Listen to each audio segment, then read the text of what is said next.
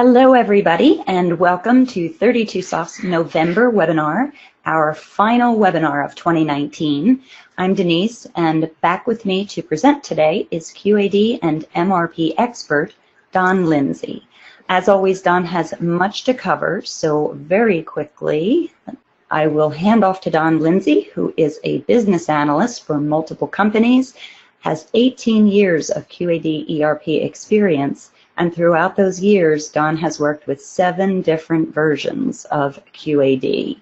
Welcome back, Don, and whenever you are ready. Well, welcome to the November webinar. I want to thank Alex and Olena for their presentations in September and October. Alex talked about automating data uploads, and Olena gave us her experts in customer schedules. And today, I'll just give you a quick where I was. I was in the Southern Seas for about 3 or 4 weeks. My lovely wife and I went to New Zealand, Sydney, Australia, spent 3 days in Sydney, got to go to the Sydney Opera House, and then we went to visit some relatives in Waikiki. So it was a fantastic trip, and I appreciate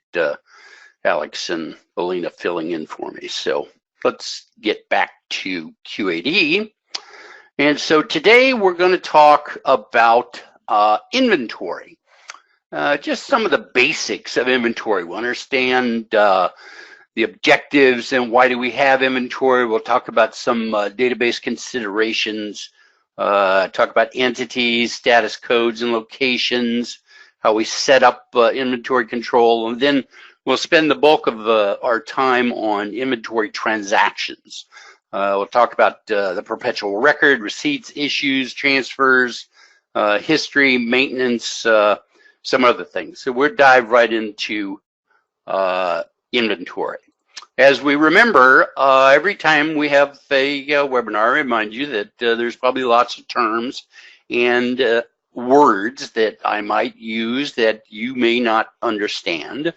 If you don't understand it, Google, go to the QAD website, send Denise and I an email, however you want, so we can clarify exactly what we mean. Because with all companies, everybody has their own terminology for inventory, work orders, shop orders, those kinds of things. And so we want to make sure that we understand exactly how our company does that. And I've mentioned before this great little article that Bill Linder published. I love my QAD wiki. As a matter of fact, we at 32Soft are starting our own little QAD wiki to kind of keep track of all the data we have and the terms and the definitions and everything we talk about in terms of 32Soft and QAD. So good idea to have good solid work instructions and a company dictionary or a wiki. So what is inventory? Well, inventory is stock, material, inventory. It's used lots of different terms, but it's basically stuff we have around to allow us to do production, to satisfy customer service with finished goods and spare parts, and support activities such as MRO, maintenance, repair, operations, those kinds of things.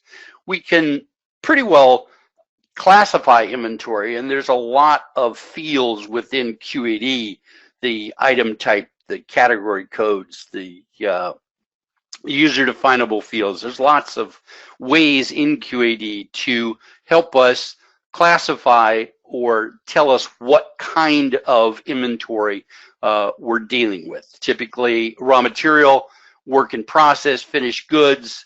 We'll talk about transit inventory, the maintenance and repair. I see a lot of organizations using the EAM module now to assist with that maintenance, repair, operations type of thing. Word of caution about work in process for those of us in inventory control. I'll talk about this a little bit more, but we consider work in process as WIP, work orders, 16.1, 16.10, 16.11. Accountants, which we always have to take into consideration, consider work in process as value added. So even if it's on hand, they may consider WIP.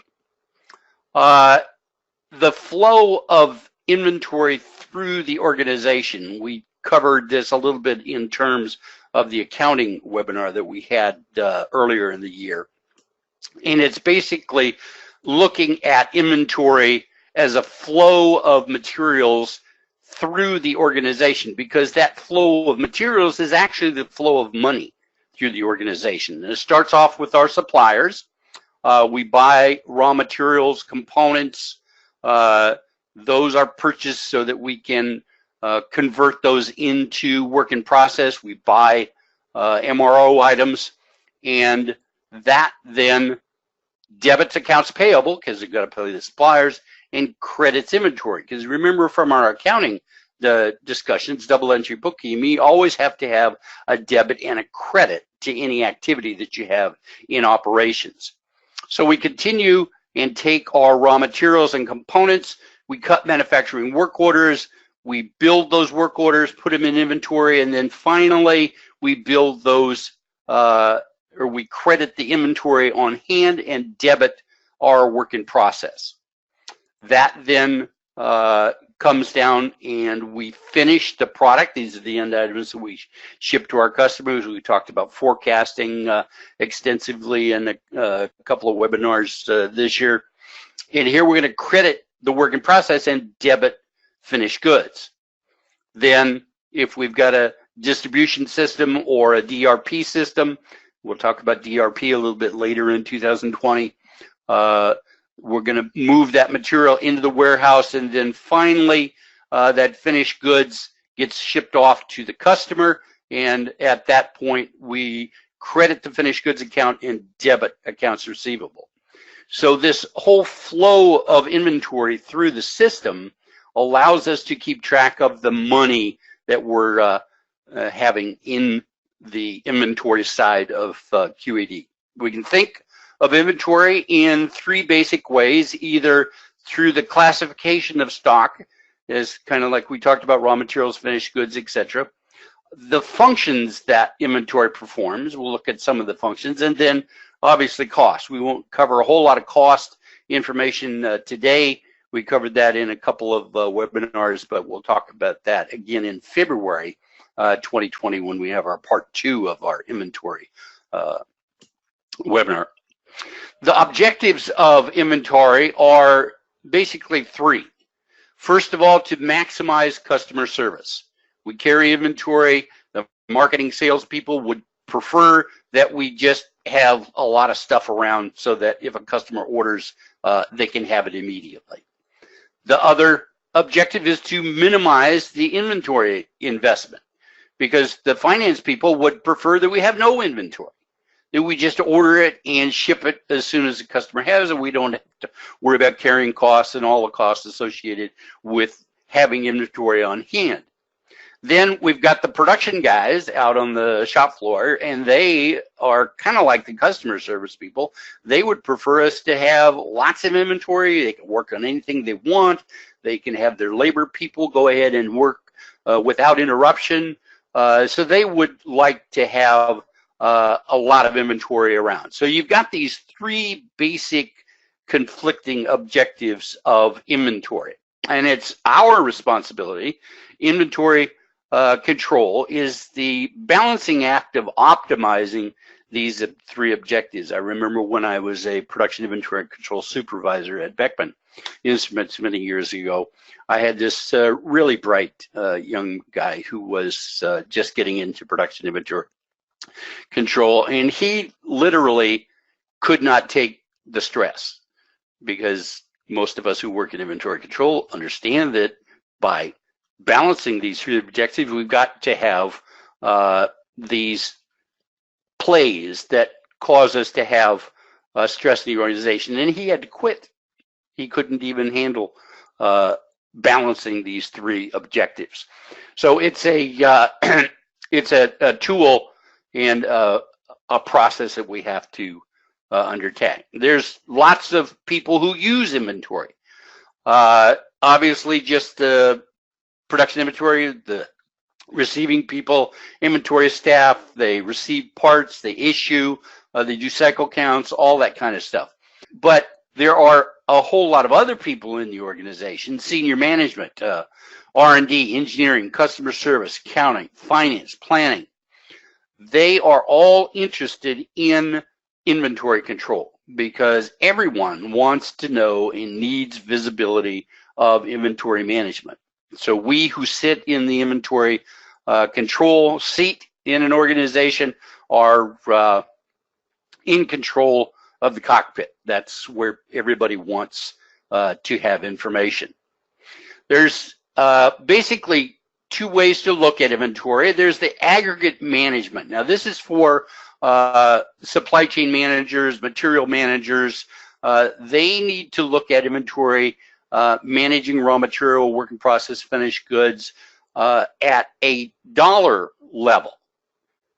Because money, as we've talked about, is the language of business, and we want to be able to translate our inventory, the flow, supply patterns, functions, objectives, costs associated with inventory into language where we can tell the rest of the organization, especially finance and senior management, what kinds of inventory we have, what the flow is, what our projected sales are going to be. That is the responsibility of senior management. We talked about this concept of nomothetic and idiomatic, nomothetic being normal, average, conceptual. So we have to be able to establish these overall dollar levels of inventory desired and implemented to control the achievement or the goals of the business plans. From the aggregate level, inventory control also has to be controlled at the individual part number, because remember, we have these nomothetic concepts and average values and total values and sum values, but you don't control inventory at the aggregate level. You control inventory at the idiomatic level, at the part number level. So we have to establish decision rules about the importance of inventory items. We'll talk about ABC analysis in February, how they're to be controlled. We'll talk a lot about that today in terms of transactions, how much to order, EOQ, when to order, MRP and forecasting. So this is all controlled at the individual part number. So we manage at both the aggregate or nomothetic level and at the idiomatic level. Inventory supplies us with some functions. Anticipation inventory is inventory that we carry for seasonal demand, for promotions that are going to be offered. Strikes we just went through a big GM strike, and I'm sure that the inventory people in all of the automotive sections had to stock up for that strike process. There's the function of deviation or variations, the fluctuations in supply and demand, and we normally call or have inventory on hand in terms of safety stock, and we've talked about safety stock, the formula of desired service level times the mean absolute deviation of demand adjusted for the difference between the forecast interval and lead time interval. So we carry lot size inventory. We talked about EOQ, twice the annual demand divided by, or the square root of twice the annual divided by the carrying cost and times the unit cost. There's transportation. We're going to have a webinar later in the year on DRP.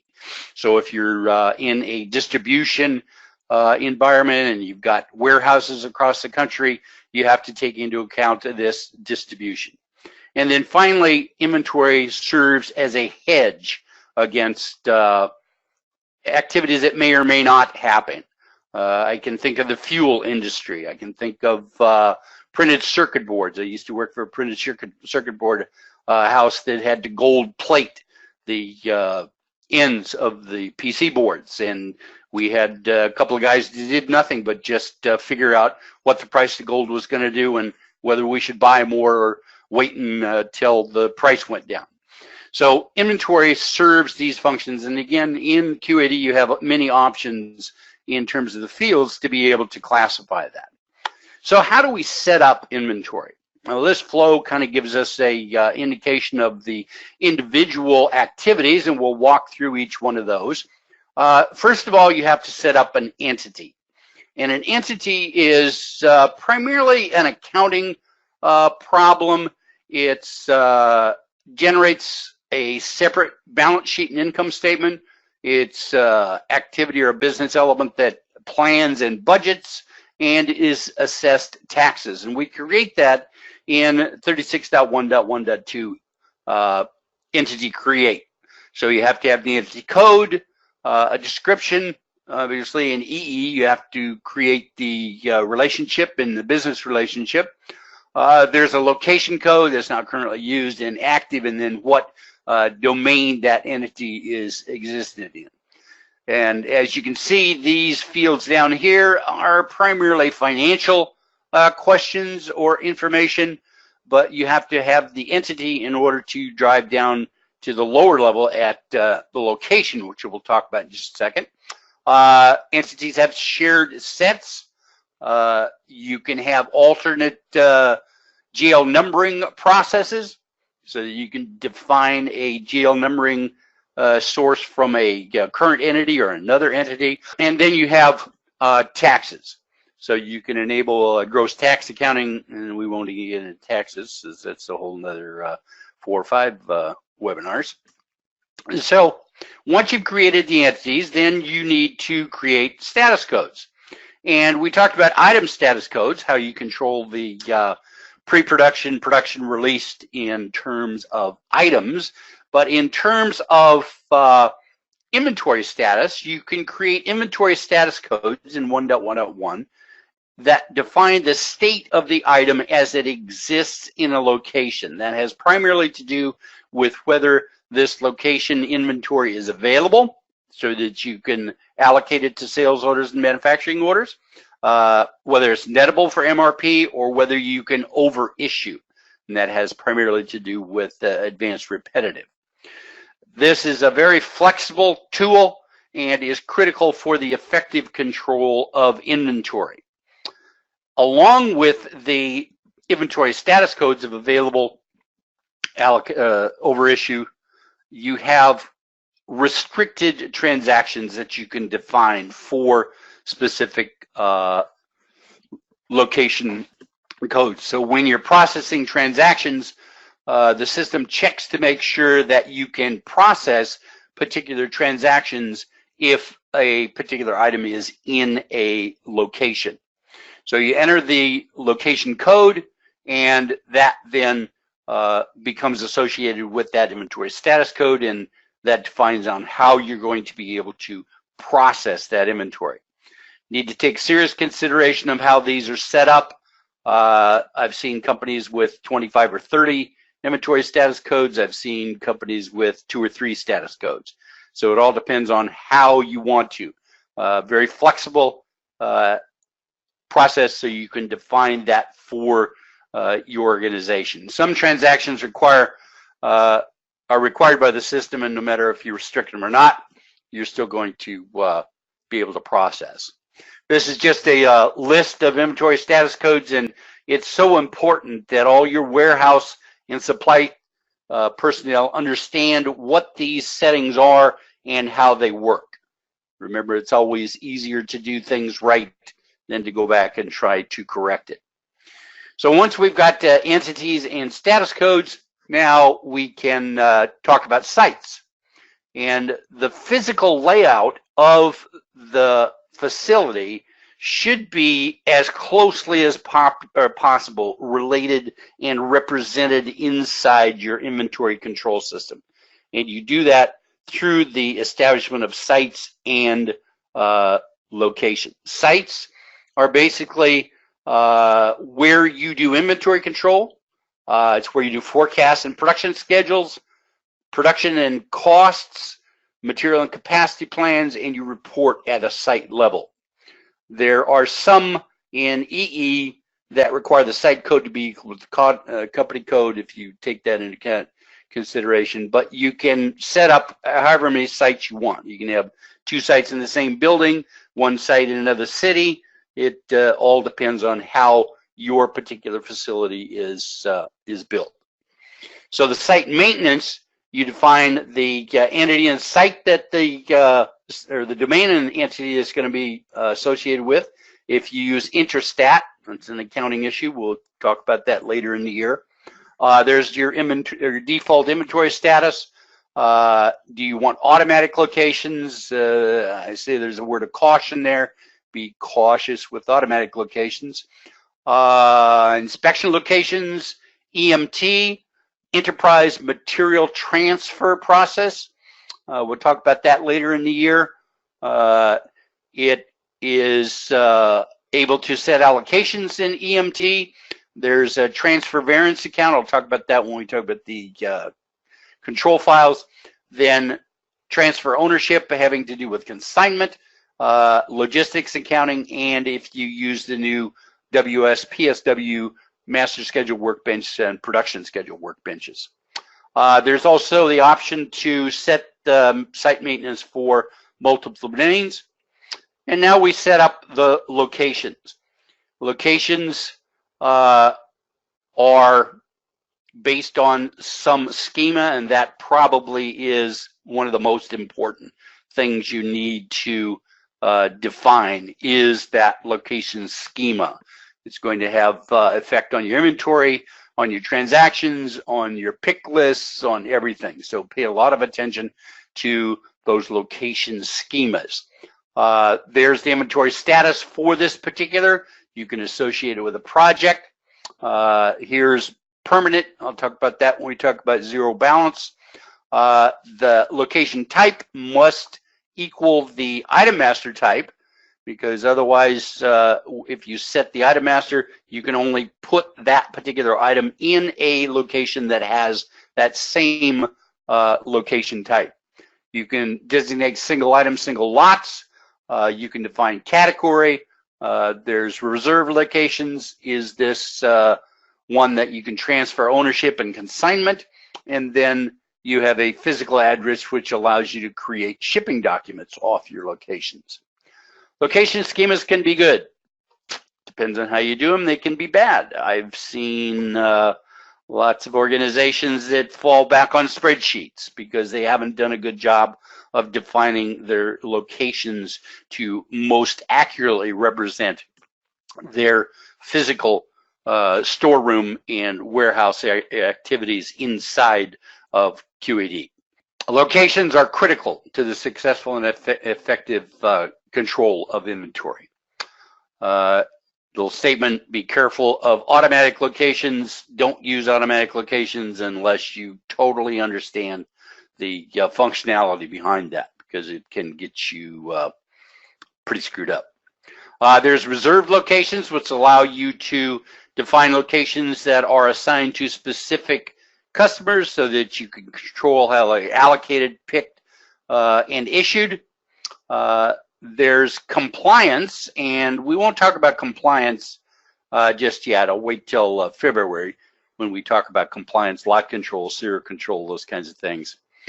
The inventory control file, okay, this is critical. As with most activities, you've got a control file that sets how you do things.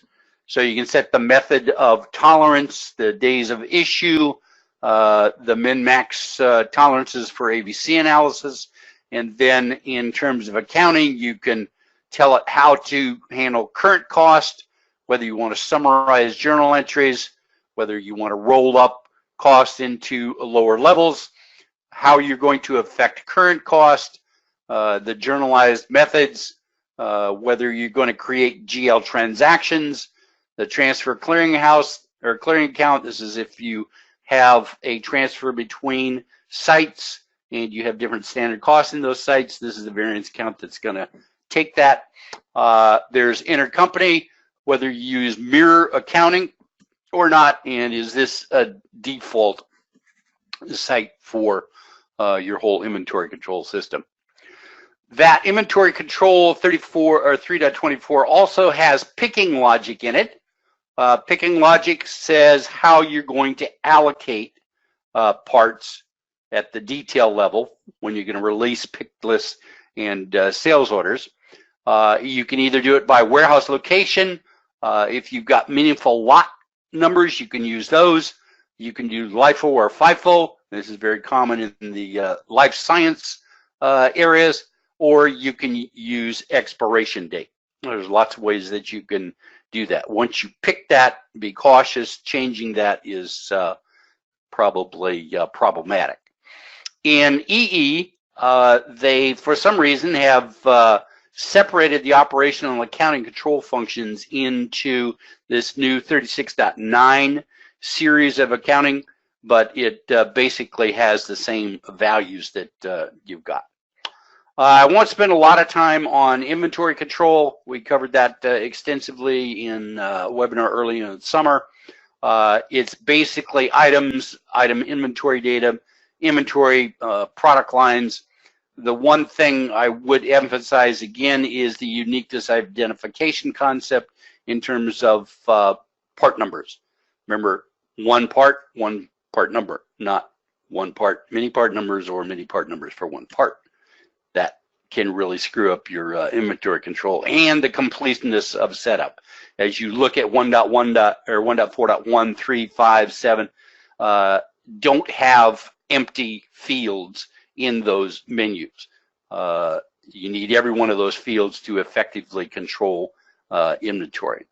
Master comments, easy way to help with inventory control. These are predefined comments, and you can attach those to many transactions, make inventory control much easier, add to effective administration. And then the last portion of inventory control setup is cycle counting and physical inventory control. We'll talk about those more in February.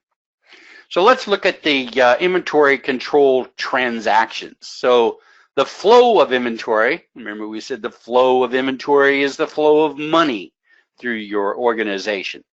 So you want to make sure that these transactions are going to allow you to understand and look at that flow. The perpetual record, this is a concept that is on your APEX certification exams, and it is defined as the continuously updated quantity on hand and the transactions that got it there. So let's take, for example, we've got, we're going to allocate, we're going to place an order, we're going to issue, and we're going to receive some orders. So the perpetual record starts off with the 500 that we've got on hand, and out across the dates in the horizon, we've got the 500, because that means we've got 500 available. We're going to allocate in period 2, 400. So now we've still got 500 on hand, but now our available is down to 100. We're going to order in period 3, 500. The on hand still is 500. The available is still 500, and now we're going to issue 400 from inventory. So our on hand goes down to 100. Our allocations now go back to 0, and our available is 100. And so now we're going to receive the 500 we ordered.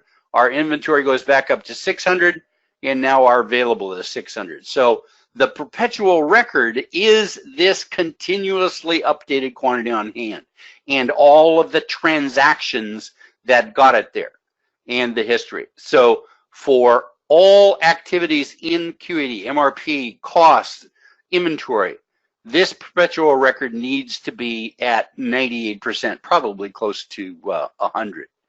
Does anybody remember the old Cardex systems where you physically wrote that in? I remember a machine shop that I worked at when I was a young guy, and we had a whole card deck that we would go in, we would record in. Well, this was the first original perpetual record, and I'm sure that there's lots of companies out there that are still using Cardex systems.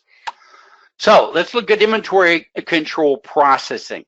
We're not going to cover the service and support or DRP because we'll have another couple of webinars later in 2020 for us to cover those. So remember the general ledger consequences. We talked about our accounting webinar. In terms of Pacoli and his double entry bookkeeping system, every transaction has a debit and a credit to the general ledger.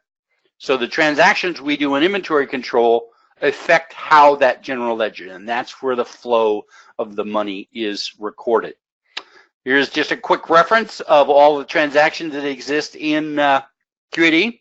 Lots of different transactions. And it is important that everybody in the supply chain, receivers, shippers, everybody, understand each one of these transactions in detail, how they work. Because again, trying to correct is much more difficult, 1,000 times more difficult than doing it correctly the first time. So let's talk about receipts in QAD. Receipts are basically the way that inventory gets put into the on-hand. There's 3.10. This is sales orders return process. You can, if it's not related, a lot of companies don't use sales orders and invoices, so they just use it for inventory.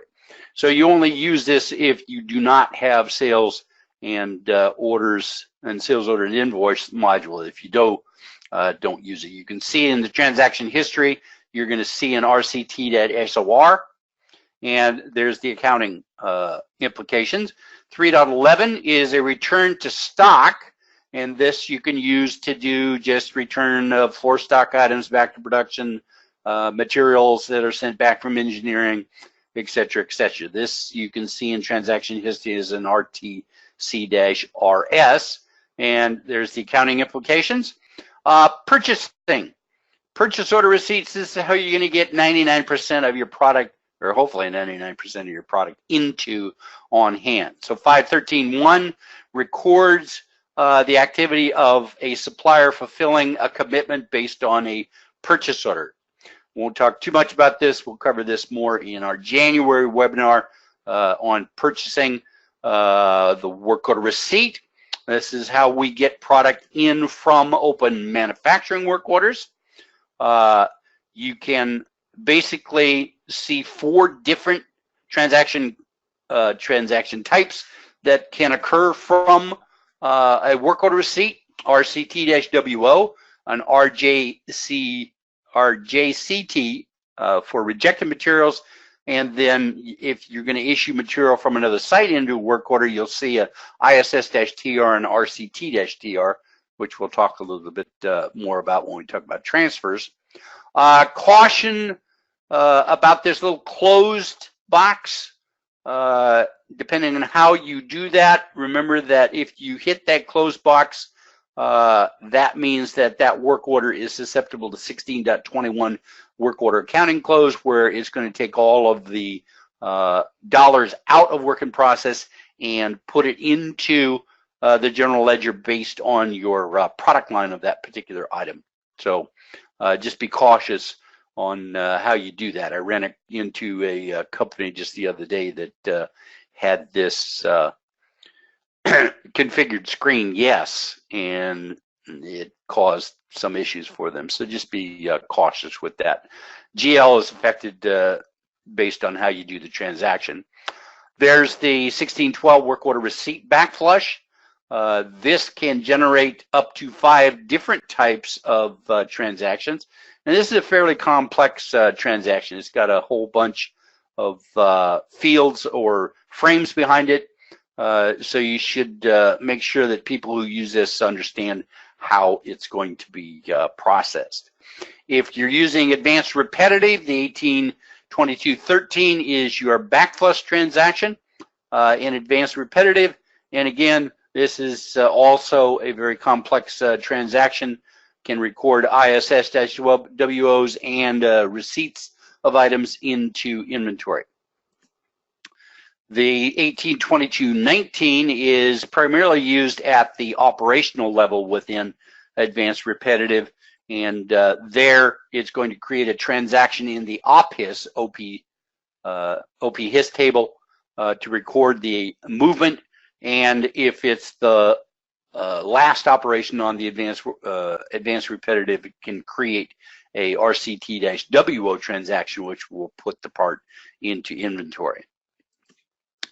3.9 unplanned receipts. This is the ability to put in inventory into a designated area wherever you want.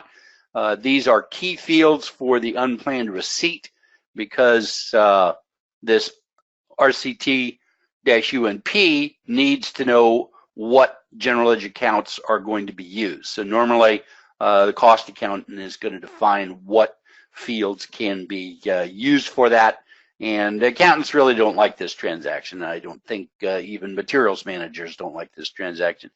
I can usually go into a company and look at the 3.9 transactions and the 3.7 transactions, and if there's an excess of them, you can just about tell that their inventory control system is out of whack.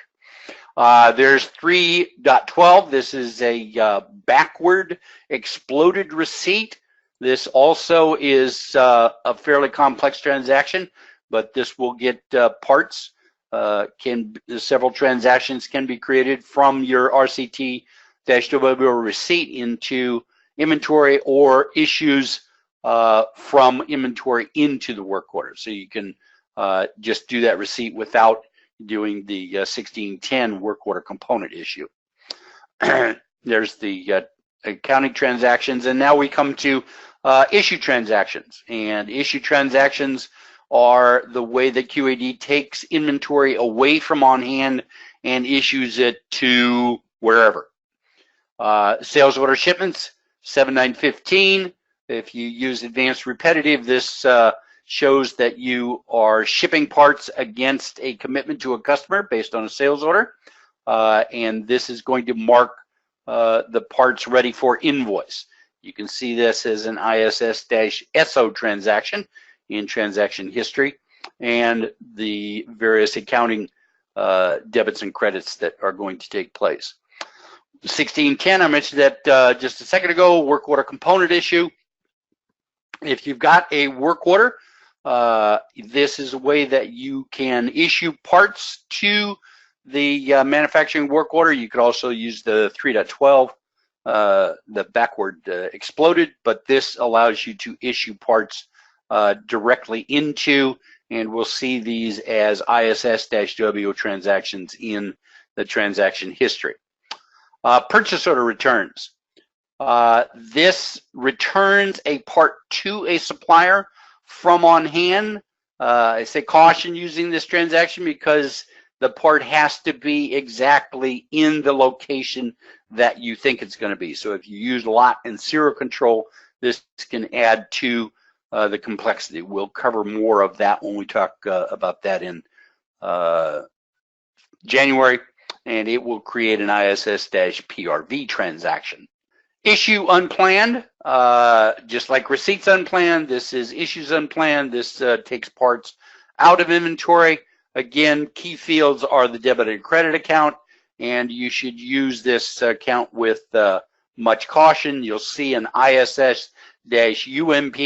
I don't like to see a lot of those in the transaction history. As I mentioned, it indicates things are kind of out of control, and accountants hate these as much as they hate 3.9s. You don't want a whole lot of 3.7s and 3.9s in your inventory control system. There's a new transaction in EE called 3.14, scrap transactions, so that you can actually record reasons for scrap. You can go into 36217, define reason codes with the reason type equals scrap, and you can get a pretty good feel for why particular items are being scrapped. There are transfers in inventory. Transfers move or take material from an inventory location and move it to another inventory location in QAD. There's the 3.4.1, takes it from to a specific location or a different site or location even. I make mention of use the caution of the to status warning. If you just hit yes on that, sometimes you can get really screwed up. You really have to take into account where you're moving from a location to a location, because this location may not have the same status code of the to location, especially if it's going to be rejected or MRB or something of that nature. So caution with that little pop-up box that comes there. This is going to create two transactions, where it came from and where it's received to. There's the accounting process. You can do that also for multiple items. If you're brave and understand what you're doing, you can do that. This also creates the ISS and RCT transactions. And then there is the transfer with lot serial control.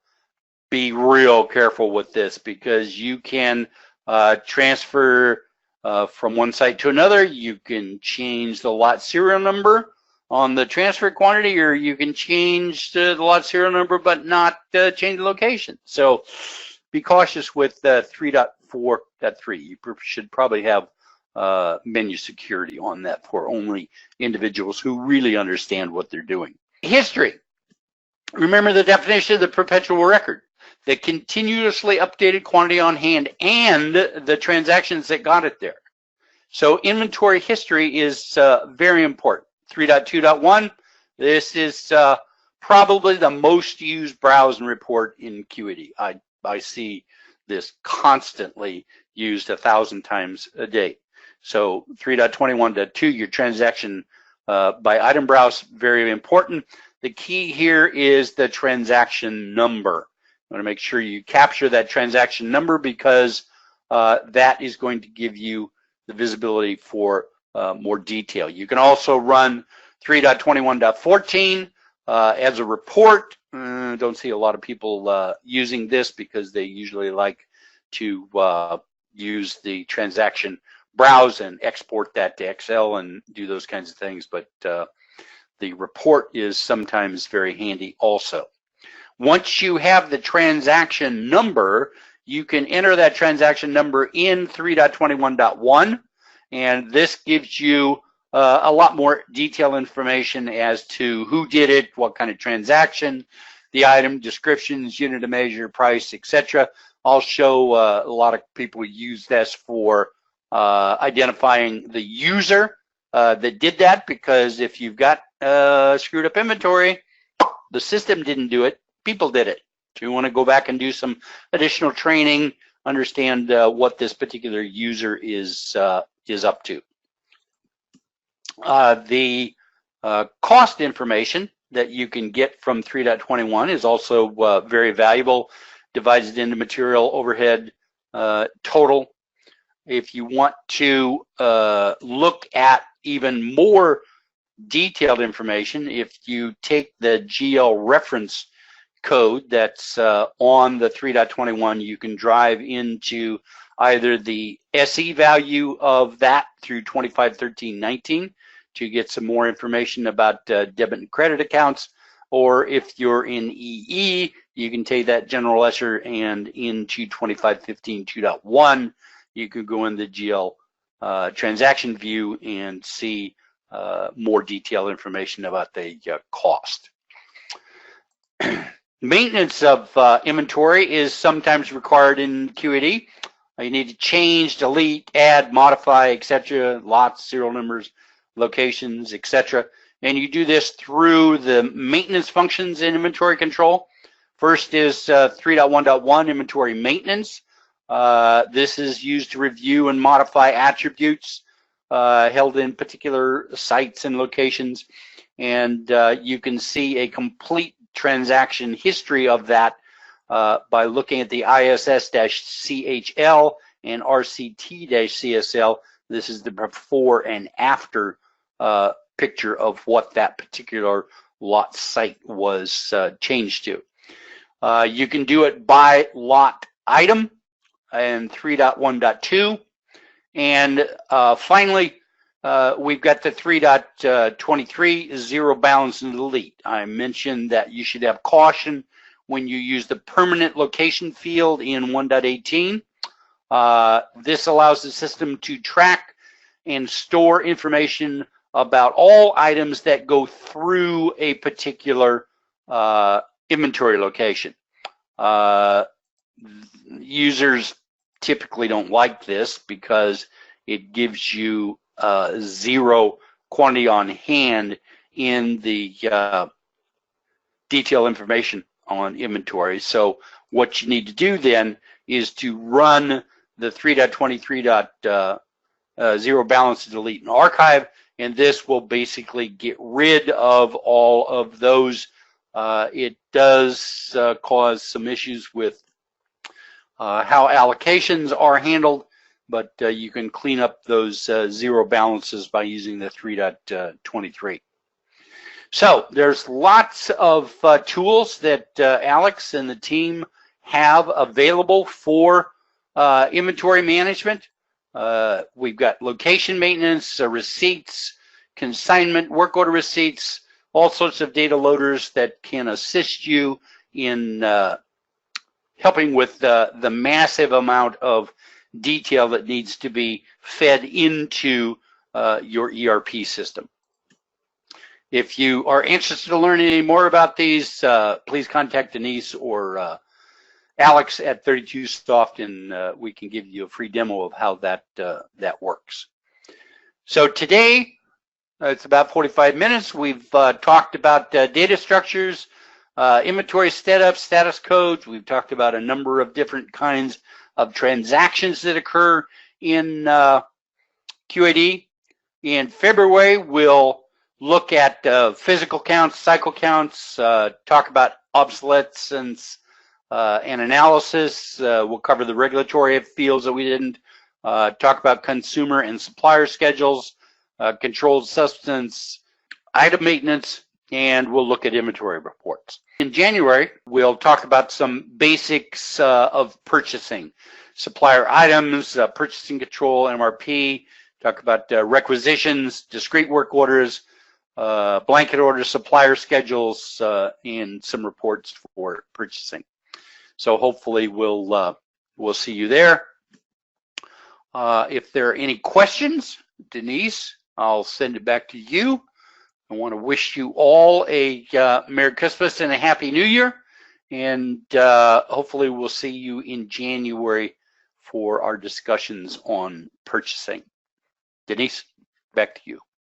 Excellent, as always, Don. Thank you. As Don mentioned, this is the last webinar. Well, as I mentioned, it's the last webinar of 2019, but as Don mentioned, we are all geared up for 2020, and we're really excited about that. Registration links for these webinars are open and available at the bottom of all of our communications and on our website, of course, as well.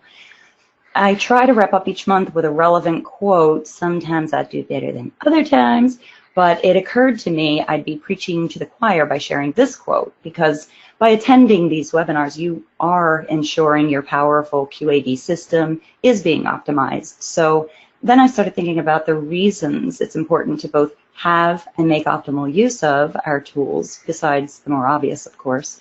And then when I saw this quote, it really resonated. A good tool improves the way you work. A great tool improves the way you think. So if we're not using a tool optimally, a great tool might then be mistakenly deemed a merely good tool. So I kind of like that. So keep on joining us, and if not to learn, then at least to confirm. We are very much looking forward to our 2020 webinar series, and we hope you all are too. Until then, best wishes for a safe and spectacular holiday season. Thanks very much for taking the time to join us, and have a great day, everybody. Hopefully see you soon. Wonderful holiday. Yes, be safe. Thanks again. Bye-bye.